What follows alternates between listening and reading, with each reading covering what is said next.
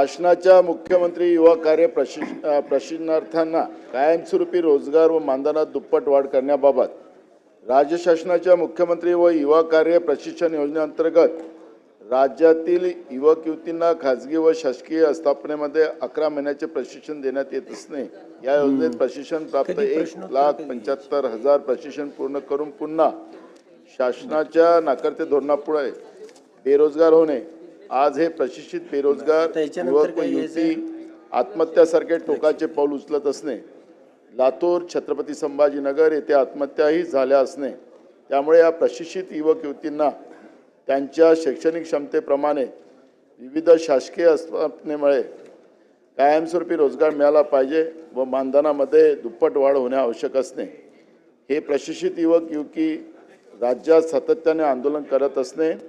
आपला रोष व्यक्त करत असणे, त्यामुळे शासनाने निर्णय घ्यावा व त्यांना कायमस्वरूपी रोजगार द्यावा व त्यांना कायमस्वरूपी रोजगार त्यांच्या मानधनात सदरील विषय गंभीर व महत्त्वाचा असल्याने सदर विषयावर या ठिकाणी मी पॉईंट मांडत असताना अध्यक्ष महाराज, सुरुवातीला जेव्हा निवडणुकीच्या पहिले राज्याचे आताचे मुख्यमंत्री आपले जे लोढा मंत्रीजी आणि उपमुख्यमंत्री एकनाथ शिंदे आताचे त्यावेळेचे मुख्यमंत्री यांनी या सगळ्यांचं एक मोठं संमेलन घेतलं होतं आणि त्या संमेलनात सांगितलं होतं की आमचं सरकार आल्यानंतर आम्ही तुम्हाला सेवेमध्ये नियमित करू, अशा पद्धतीचं व्हिडिओ पण त्या पद्धतीचं ते दाखवतात आहेत. काल पण ते लोक चॉकलेट घेऊन आले होते अध्यक्ष महाराज आणि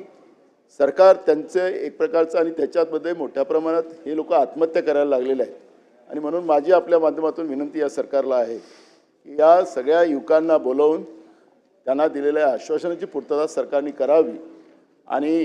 त्याला नाव पण छान दिलं होतं अध्यक्ष महाराज, मुख्यमंत्री युवा कार्य प्रशिक्षण, त्यांना कायम रोजगार देण्याच्या बाबतचंही सुद्धा यांनी त्यांना स्वप्न दाखवलं होतं, ते पूर्ण करावं एवढीच आपल्या माध्यमातून विनंती. दटके साहेब. माननीय अध्यक्ष महोदय.